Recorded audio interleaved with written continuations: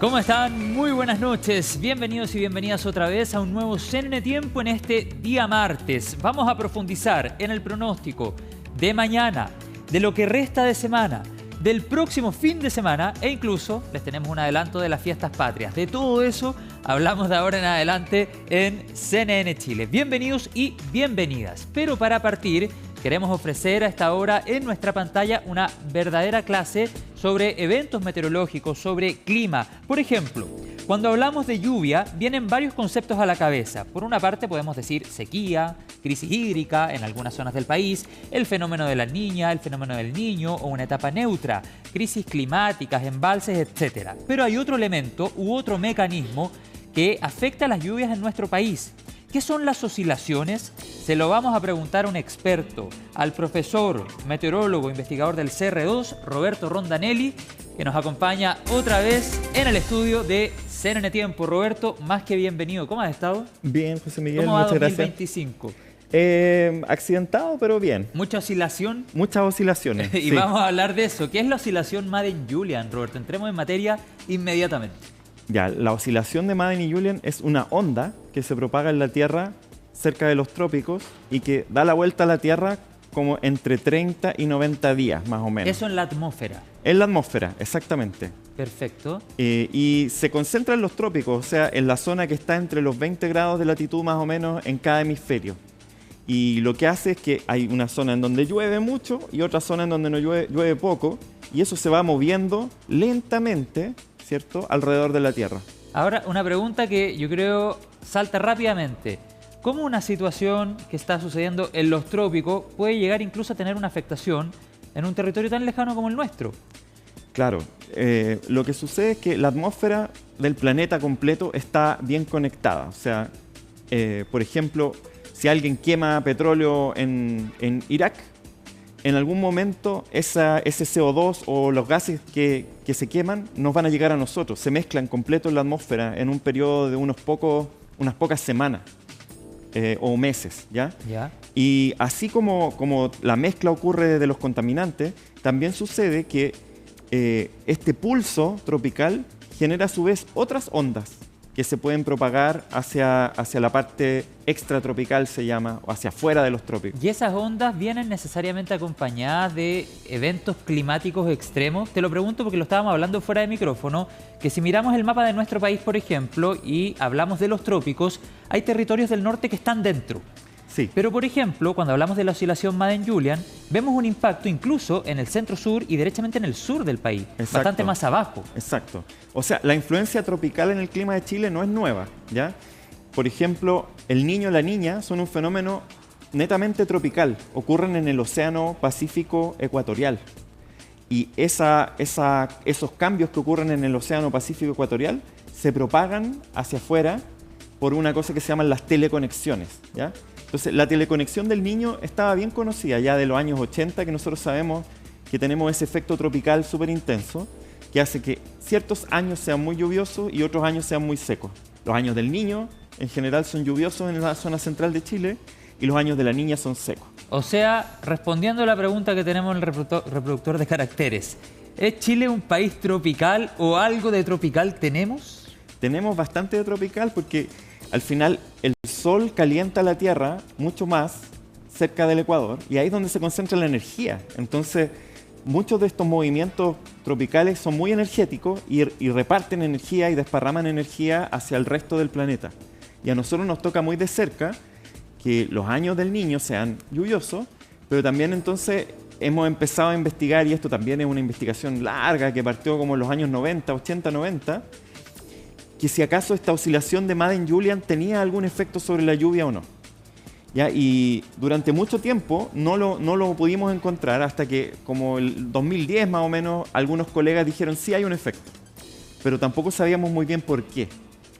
¿Ya? Y lo que agregamos nosotros con nuestra investigación fue entender el mecanismo. El mecanismo ocurre a través de esta teleconexión, que son estas ondas que no son la onda de Madden-Julian, sino que son como que la onda de Madden-Julian estuviera pegándole al lago, como tirando piedras adentro de un lago. Esa es la oscilación, pero las ondas son la teleconexión y al final este barquito de papel que está en la orilla se mueve porque uno le tiró una piedra, pero no se mueve porque la piedra le pegó, sino que se mueve porque el efecto de la piedra sobre el lago generó una onda y esa onda finalmente es la que mueve en la orilla del lago. Nosotros somos esa orilla del lago y por eso nos llegan estos efectos de la oscilación de Madden-Julian. ¿Y en la precipitación propiamente tal? Sí, es la precipitación. Entonces nosotros sabemos, la onda, la gente divide el planeta en 8 Sí. y cuando la onda pasa por las fases 7, 8 y 1, llueve. En general en Chile central. Y nosotros publicamos el artículo en enero, febrero de este año, sin saber que este año iba a ser un año neutro, en donde se iba a cumplir así casi exactamente este patrón. Los dos grandes eventos de lluvia que tuvimos en Chile central ocurrieron también en conjunción con estas fases 7, 8 y 1 de la Madden-Julian. De hecho, la última vez que estuve hablando contigo, me acuerdo que tú me preguntaste, porque estábamos en un periodo seco, y me preguntaste, ¿cuándo va a volver a llover? Y yo te dije que quizás iba a empezar a llover de nuevo cuando terminara julio. De 2025. De 2025. Y efectivamente fue eso lo que pasó. Mira. Y eso era porque estábamos mirando justamente la señal, sí, claro, de la MJO o de la MJO, la gente le llama MJO. Claro, podemos deducir a esta hora de la noche, Roberto, que esta oscilación Madden-Julian es capaz efectivamente, sumado por supuesto a otros factores, de generar eventos extremos, ya sea con precipitaciones o incluso en otros periodos del año, intensas olas de calor. O sea, el evento más extremo hidrometeorológico o meteorológico que hemos tenido en Chile en los últimos quizás 30 años o 40, es el aluvión de Atacama del 2015. Y ese aluvión del 2015 ocurrió justamente con la más intensa de estas oscilaciones de Madden-Julian que se ha registrado en el planeta. O sea, el día 16 de marzo del 2015, la MJO, esta onda en el trópico, estaba en su máxima intensidad nunca antes registrada. Bueno, y nosotros hablamos de Madden-Julian porque responde a los apellidos de personas que trabajaron este concepto. Sí, a los apellidos de los profesores norteamericanos que descubrieron la onda, pero hace poco se supo que en realidad 10 años antes, un profesor chino, Xie, con sus colegas habían descubierto la oscilación 10 años antes, al menos. Mira. Entonces, en realidad la oscilación se debería llamar Xie Madden-Julian, pero todavía no le cambian el nombre y quizás no lo van a cambiar. Roberto, hablemos también de lo que se espera para los próximos meses pensando en la inminente llegada del fenómeno de la Niña. Hoy estamos en una fase neutra, ¿no? Estamos en una fase neutra, pero tocando ya casi la Niña. Perfecto. ¿Y cómo la, precisamente, oscilación Madden-Julian y la inminente llegada del fenómeno de la Niña pueden llegar a complementarse de tal manera para generar, por ejemplo, una primavera o un verano que necesariamente no sería tan caluroso, por ejemplo, respecto a otros veranos? Sí, bueno, el principal efecto de la Niña sobre el clima de Chile es durante el verano en la zona del altiplano, ¿ya? Que nosotros ¿Más precipitación? Claro, tiene más precipitación en la zona del altiplano chileno, boliviano y peruano. O sea, en realidad en todo el altiplano sudamericano ocurre eso. En general también la Niña produce menos precipitación en la zona sur de Chile durante la primavera. En la primavera no deja de llover en el sur, ¿cierto? Septiembre, octubre, noviembre pueden ser meses lluviosos. Eso estaría marcando todavía entonces una época de primavera un poquito menos lluviosa de lo que uno esperaría. En el sur de Chile, por ejemplo. En el sur de Chile, sí. Ya, y respecto al impacto en el altiplano, debiésemos esperar que lo que se conoce como invierno boliviano, que sucede generalmente en el mes de febrero o parte de marzo, fuera con precipitación más intensa. Desde diciembre incluso podría llover más. Ese es un detalle súper importante. Sí. Ahora bien, ¿cuándo llegaría el fenómeno de la Niña o ya está prácticamente aquí? Yo diría que ya está bastante desarrollado. No es que, por ejemplo, que la Niña aparece de un momento a otro, sino que lentamente el océano ecuatorial central, Pacífico central, se empieza a enfriar. Y ya se ve ya la pluma de enfriamiento y eso empieza a desencadenar ahora los efectos atmosféricos. Claro. ¿Ya? Esto tiene una reflexión en el océano primero, se enfrían las aguas tropicales y después empiezan a funcionar los mecanismos atmosféricos que lo intensifican. Perfecto. Y uno de los impactos en el centro del país, por ejemplo, podría ser que en el verano no tengamos tantas olas de calor o temperaturas tan excesivamente altas. Debiera disminuir un poco la temperatura. Ahora, las olas de calor igual podrían ocurrir porque en realidad el efecto de la Niña es como 1 grado menos. ya en la temperatura sobre la superficie de la Tierra, unos 2000 metros hacia arriba, uno ve que hay un enfriamiento. Pero no necesariamente eso va a cambiar la ola de calor que ocurra o no, sino que va a ser un poquito más débil nomás. Roberto, ¿y cómo se complementa o cómo se potencia o cómo impacta, por una parte, un fenómeno de la Niña y por otro lado, la oscilación Madden-Julian? Bueno, esta es una materia del colegio que no sé si la gente se acuerda de física, pero no sé si en tercero o cuarto medio está no era de mis ramos favoritos, déjame decir.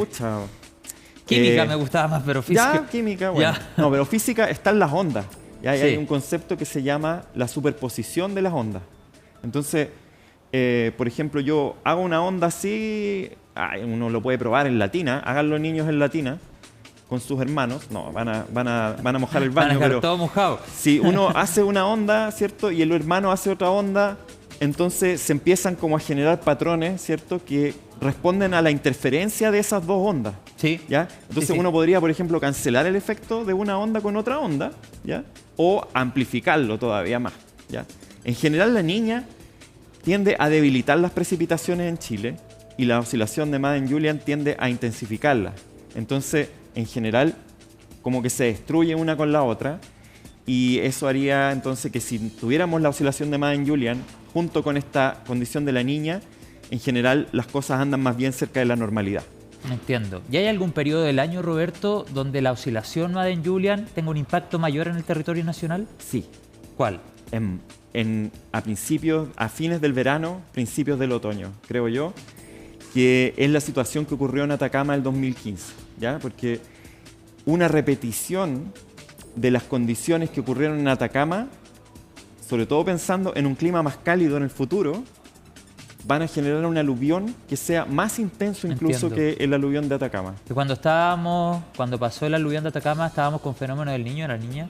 Estaba partiendo el niño Godzilla, que era ese niño gigantesco. Se juntaron varios factores. Sí. De hecho, la MJO es uno de los mecanismos que gatilla la formación del niño, ¿ya? La MJO ocurre en escala de meses, ¿cierto? Sí. De unos pocos decenas de días.